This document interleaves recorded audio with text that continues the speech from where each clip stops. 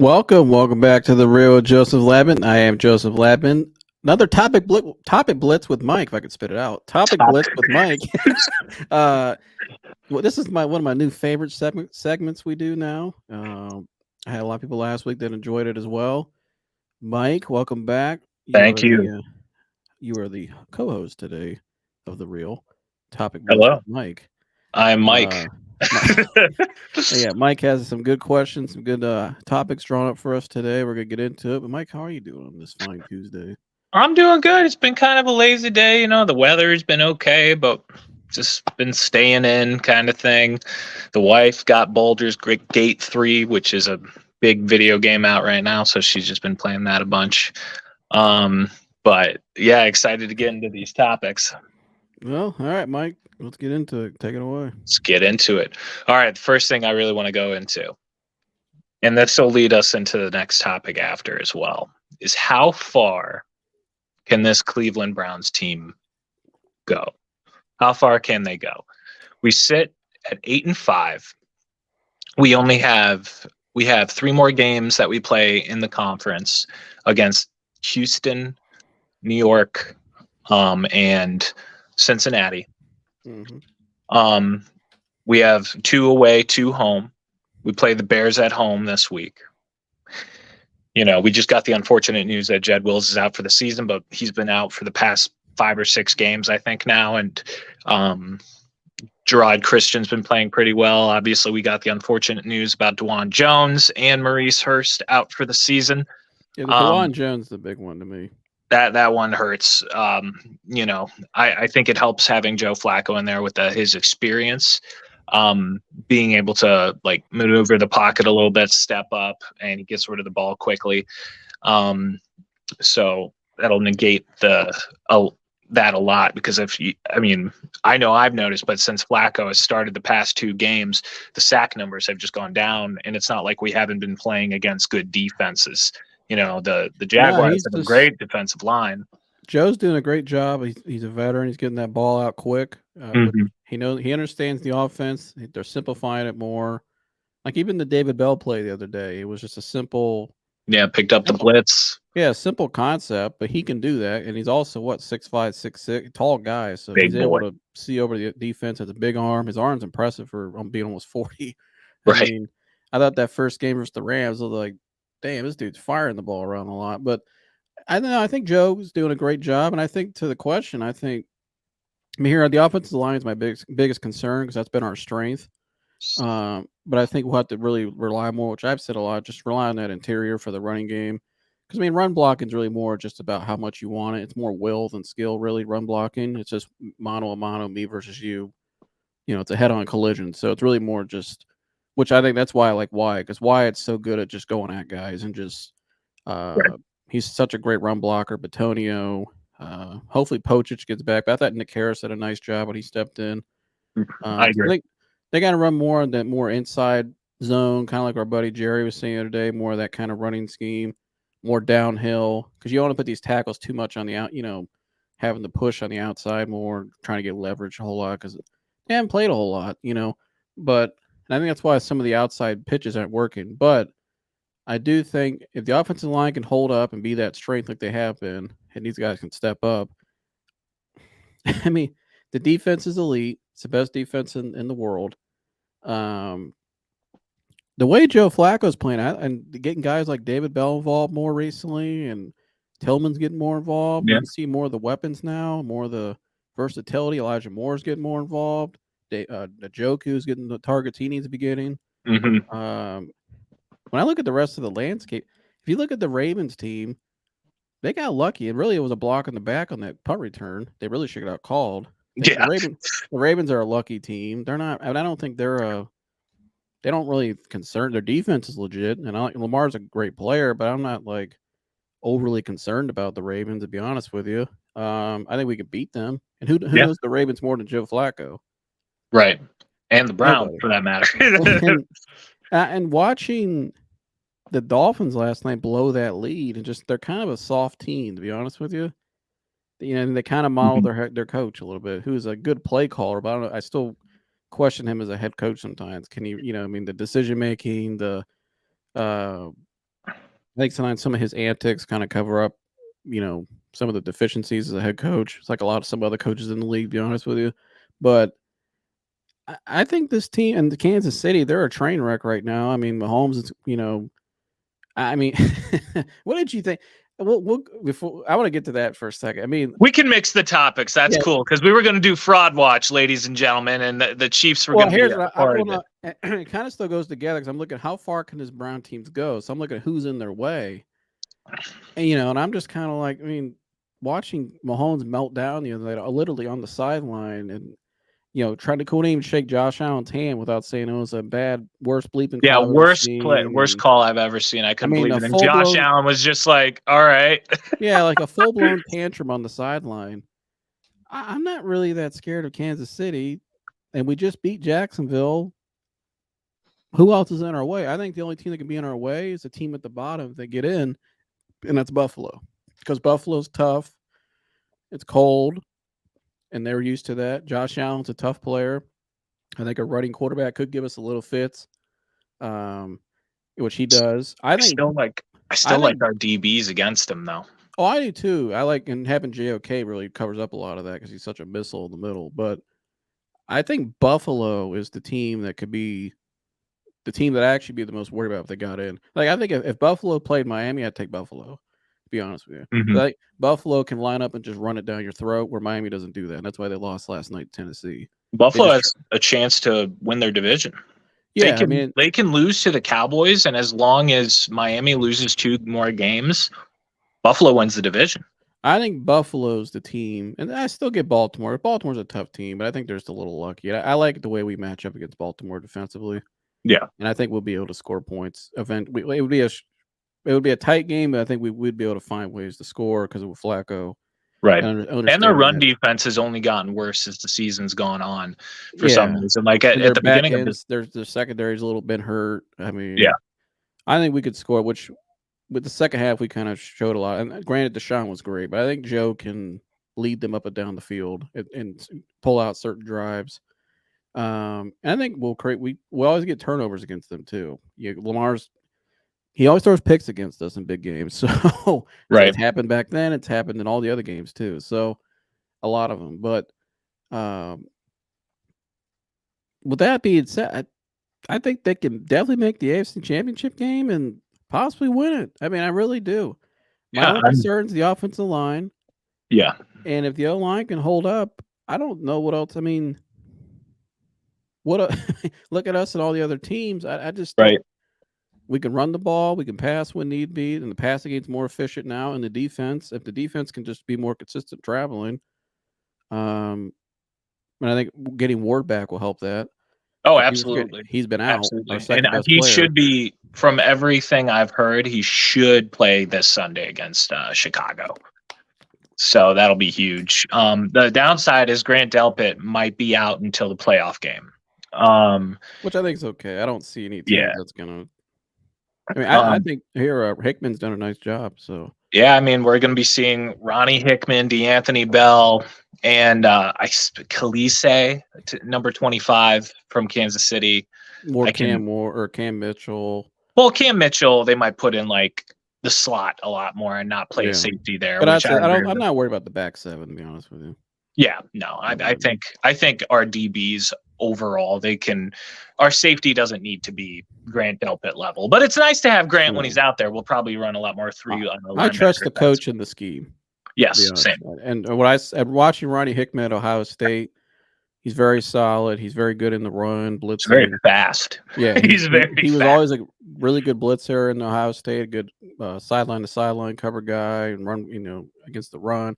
Ronnie's just fine. I think Ronnie will be fine, but I think they can win the AFC. I really do. If you would have told me, like, I thought we had a chance in the offseason, right? And to your point, like, for people that might be doubters a little bit, right? The Browns have the best record against winning teams right now. We're 6-3 against teams with winning records. We have a better record against winning teams than the Niners, than the Eagles, than the Lions, than the Ravens. We have the best record against winning teams right now, 6-3. Kevin Stefanski, even though he's a little bit controversial to some, has started 4 different quarterbacks. He has had Joe Flacco here for 3 weeks. 3 weeks. Started 2 games. And he has put up 1 less touchdown than Kenny Pickett has had all season. If you do not think that this coach knows how to run an offense, that this coach can get his offense ready, and I am going to say this, I truly believe this, and I'm not the only Browns head that thinks this. I've heard it, on a bunch of other shows. I've heard it on Twitter, what have you. It's everywhere. The Browns might be the best next man up team in the league. They have to be this year. Think about it. How are the Browns they're not down the to their best third string right tackle? Yeah. Technically. People forget Jack Conklin was the starter in the first game before he went down.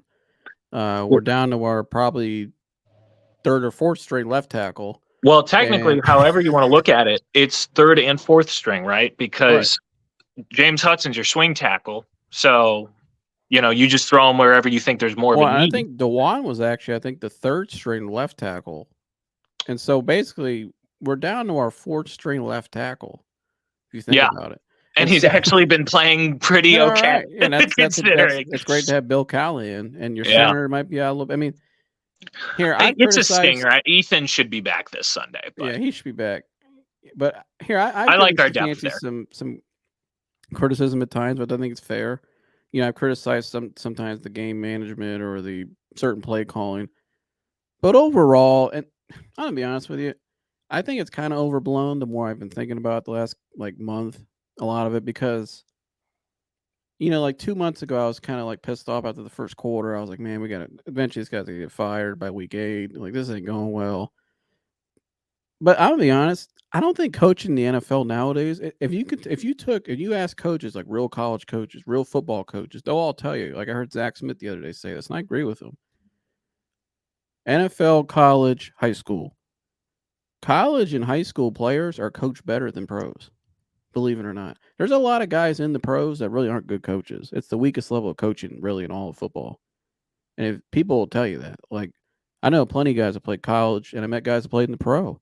They say the college coach. But with that being said, we're comparing Kevin Stefanski to all these other coaches. And I think the more I look at Kevin, what he's been able to do with 4-string quarterback, all this deficient, on the offensive line, all the some of the deficiencies and the injuries we've had on the team. Here they are. They still have a shot to go win the conference championship, really. I mean, I think they did a nice job bringing the right quarterback for Kevin. I think Joe Flacco is running Kevin's offense the way he wants it ran completely, kind of like Case Keenum did on the run they went that year in Minnesota. Except I think it's obvious that Joe Flacco has a much better arm than Case Keenum has he's ever a much had. better player. He's just much more experienced than. But I no mean, hate to Case Keenum. No. But if a lot of these people are gonna keep dumping on Stefanski, saying Stefanski's just some horrible coach, he's just terrible. I don't know how you can say that after what he's doing right now with the record. Now, could you maybe improve in the offseason? Yeah, but it would have to be a Hall of Fame. It would have to be like a Belichick or somebody that's significant. He's better because that's just that's how it goes. But even with that, though, the players seem to like him. The locker room's responding to him, and I know that being in a locker room. This team could have tapped out a bunch of times this year. A lot of times, but they don't. All the adversity, and he has kept them engaged. You watch the locker room victory speeches. These guys give a damn. I'll let you go. I just want to get this one point off. Oh, yeah, feel free. What Mike McDaniels did last night in that game and how they were in the red zone, if Kevin Stefanski did that, we would have a live show tonight going on, and people would be joining us, telling us how they better fire him tonight. If he did what Mike McDaniels did last night. But Mike McDaniels gets by because Mike McDaniels can put together a nice little game plan. He can call some nice plays. But he does a lot of the theatrics, and he's Mr. Cool and his watch. He's on Twitter responding to fans. Yeah, he's more of a gimmick. He's not. I question him as a head coach because they were in the red zone and that one drive last night.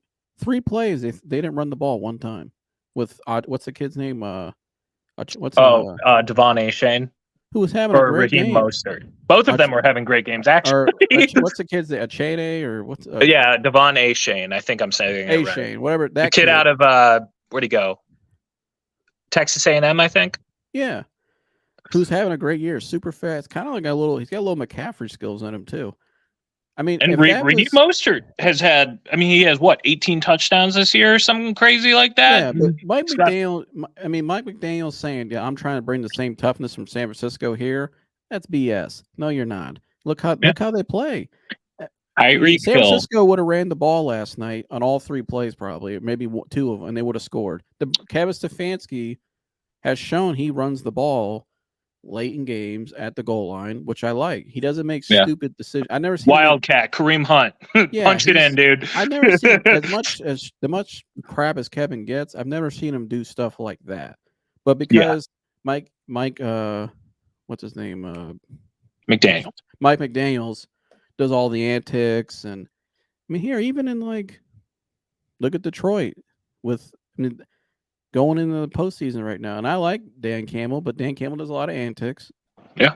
Which I think covers up a lot of deficiencies, so people can not criticize them.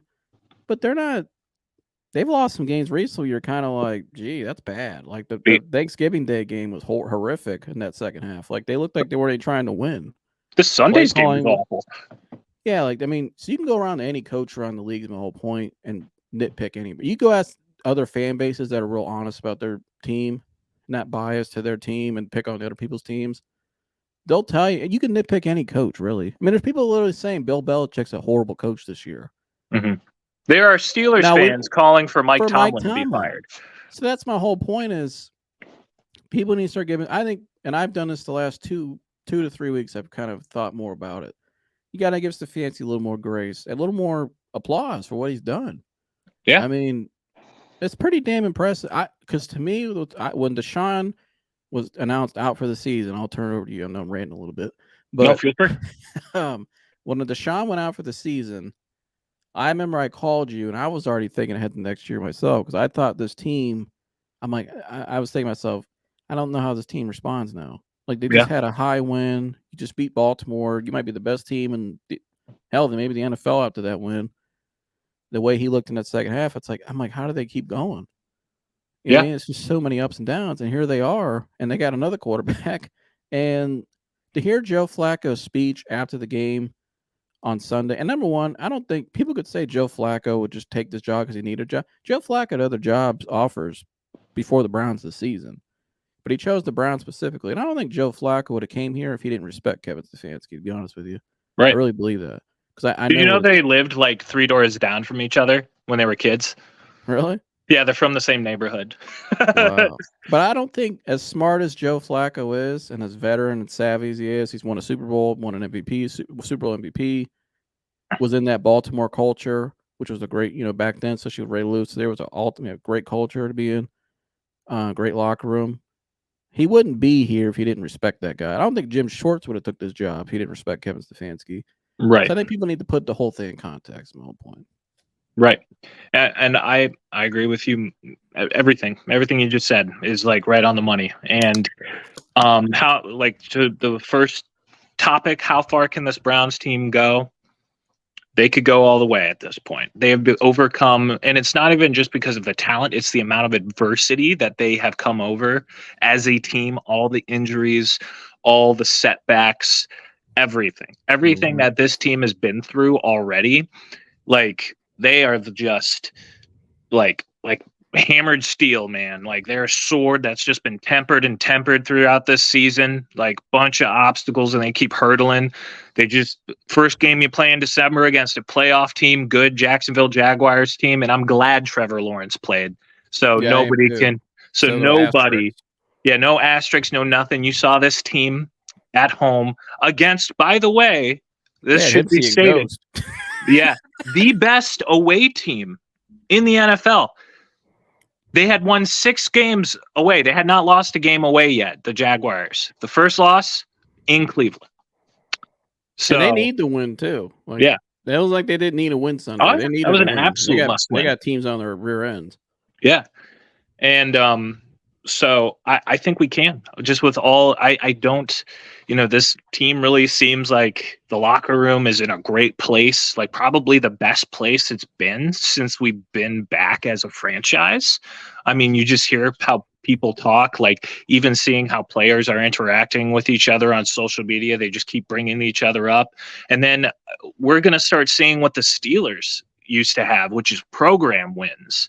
The Cleveland Browns, whether you believe it or not, is a program now. You have a bunch of guys, because I think we can all remember, right, that I'm going to steal this point from Quincy Carrier. So shout out Quincy Carrier. Quincy Carrier made Shout this out point. Quincy. Shout out Quincy. Quincy, G. Bush, all the guys. I love Yeah, all those guys. But shout out Quincy Carrier. He said in a recent video that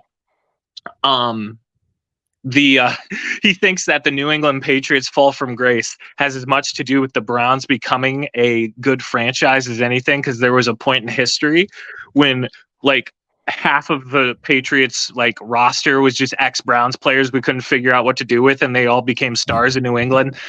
And now that we're keeping these guys, because I mean, think about it. Grant Delpit, look, everything he's been through. He just signed an extension. He's playing like a top 5 safety this year.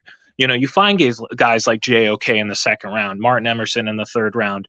You have all these like franchise Walker, guys, the Denzel Wards, the Myles Garretts, David Njoku.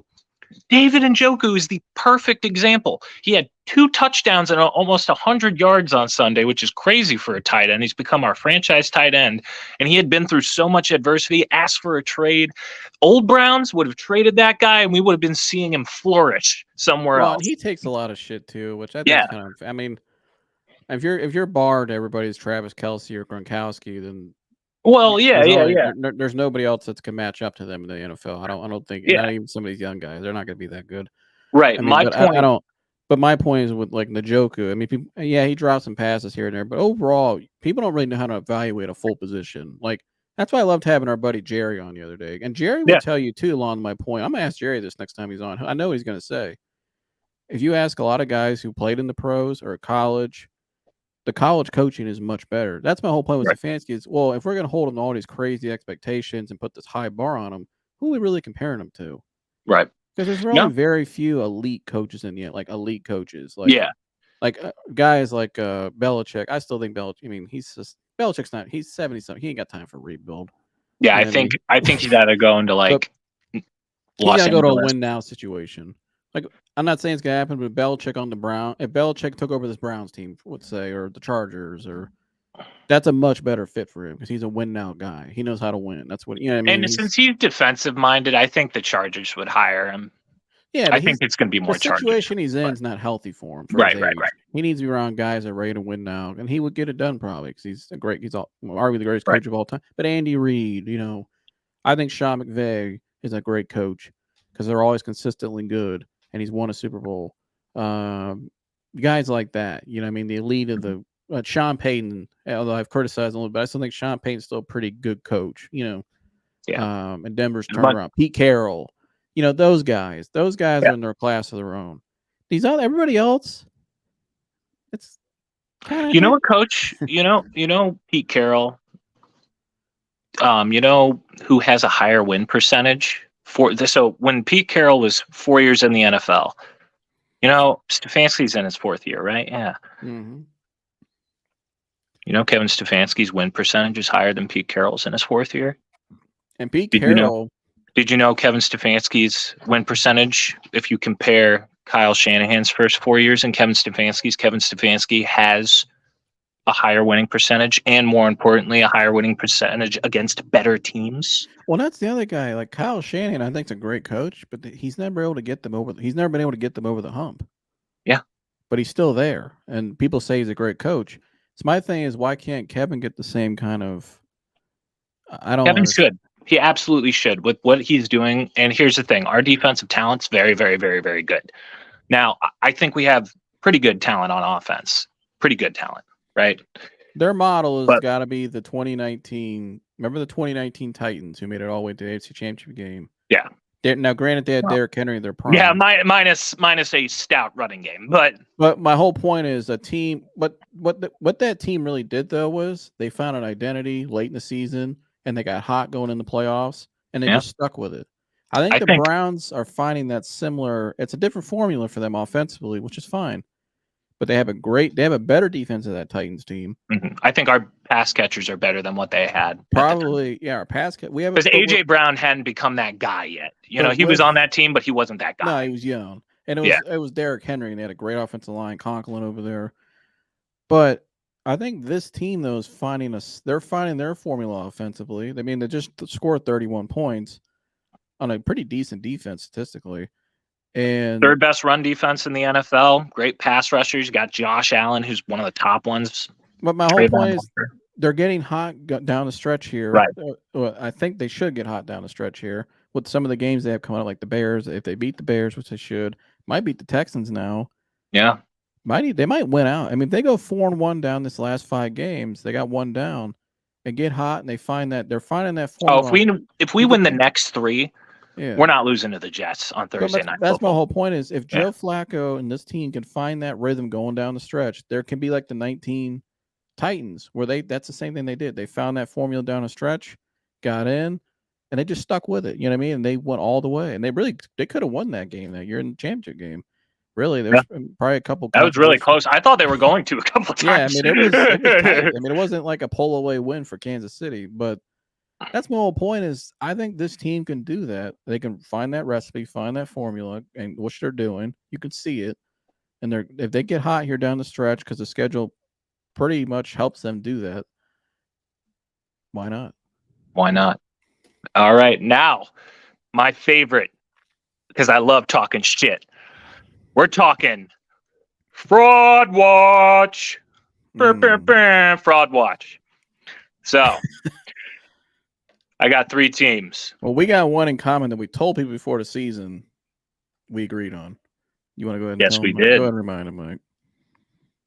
Patrick Mahomes is Kansas City Chiefs. And the meltdown on the sideline. Losing 3 of the last 4. 2 of them at home. That's the poster boy for the NFL right there. Did Tom Brady ever cry like that on the sideline?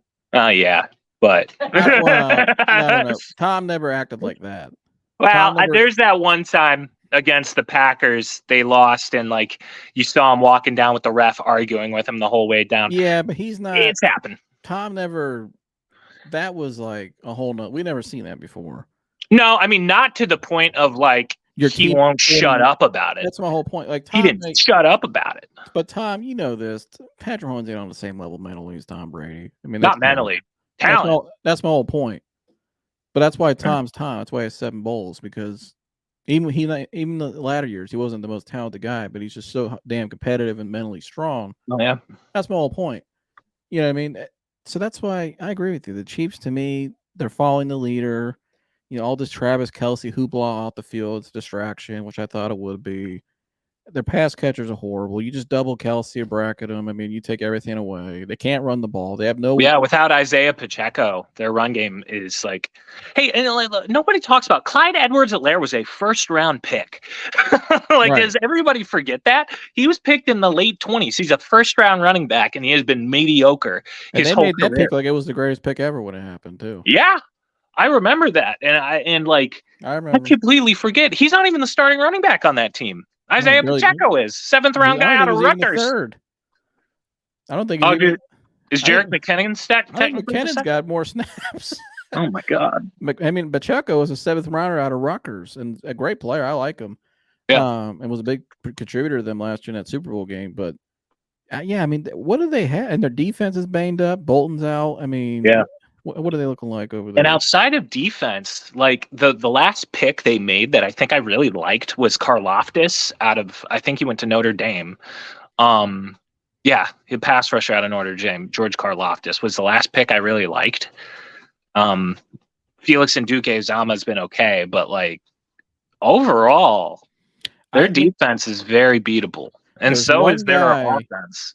There's one coach who should be poking his chest out right now. That's Eric Bieniemy. When Eric Bieniemy was there, Eric Bieniemy helped the discipline in that locker room. because Derek Bieniemy was a tough coach. He Yeah. held down that offense. He challenged Mahomes. You remember that time he got on Mahomes? He pissed Mahomes off. I like that because he's probably was right too. Mahomes is just kind of a diva, and so, but I mean, Bieniemy was the force, the enforcer, the disciplinarian on that team, and now he's gone. I think you've seen that this year. It's kind of chaotic. It's chaotic on the field and off the field. Sam And Howell is still the league's leader in passing yards. oh yeah, but I think just Bieniemy as a coach, as a guy who holds discipline, holds a bar. Like I've heard, like the guy I watched, Matt McChesney, knows Eric.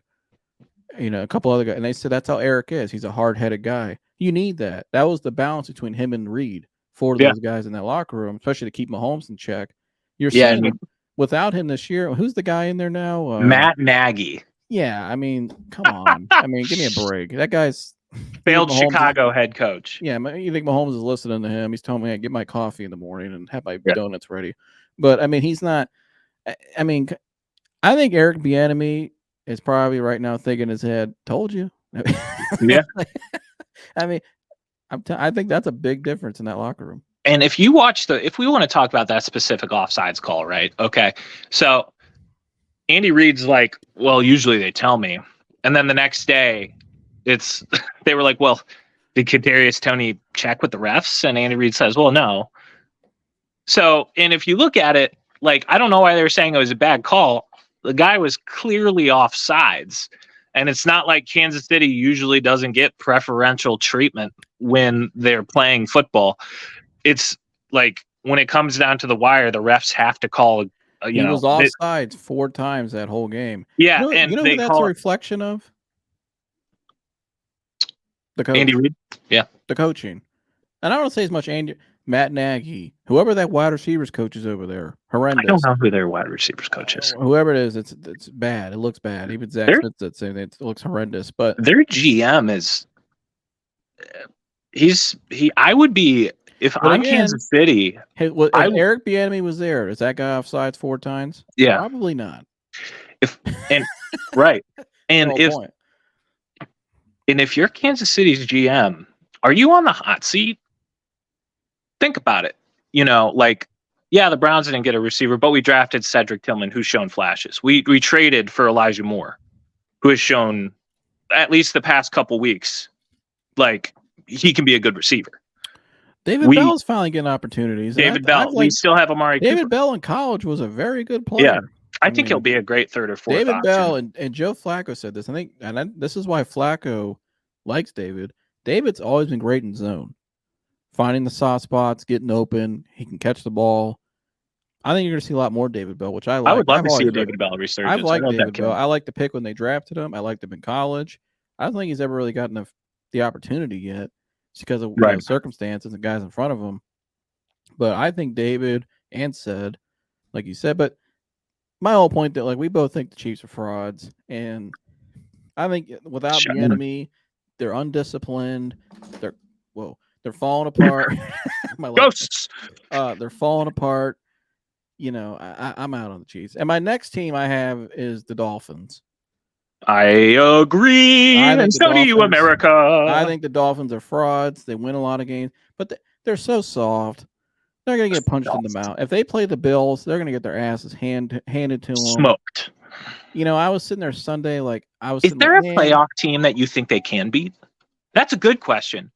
Is there a playoff team that Jacksonville at home? Do you think they beat Jacksonville? Yeah, because Jacksonville gets a little chaotic.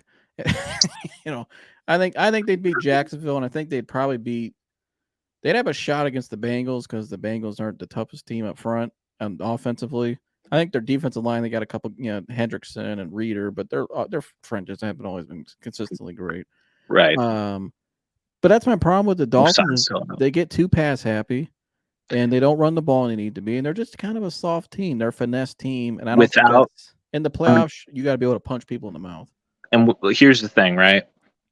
Like we were just talking about how the Browns have overcome so much injury adversity, and how we've been able to win games with all these guys out, all these stars out. The Dolphins played the 4-8 Titans, America, at home. If you didn't watch the game, the Titans tried to hand them the game, turn the ball over twice in the 4th quarter. The Titans still won the game The because Titans kept running the ball. right. The Dolphins lost 2 players. Their starting center, Connor Hayward, and Tyreke Hill. And the offense imploded. They couldn't move the ball. And if they could, it wasn't meaningful. Tyreke, I don't want to hear this Tua Tagovailoa is a good quarterback, an MVP caliber quarterback. Tyreke Hill is the MVP. If anybody deserves the MVP and if it's an offensive player, give that to Tyreke Hill. Tyreke Hill is the most unstoppable guy on the outside, I think, since Randy Moss. Yeah. Without Tyreke Hill, that team, that I've never seen a receiver put a team on his back more. But I say that like Randy Moss because there was no answer for Randy Moss. There's no answer for Tyreke. He's just too fast. It's a different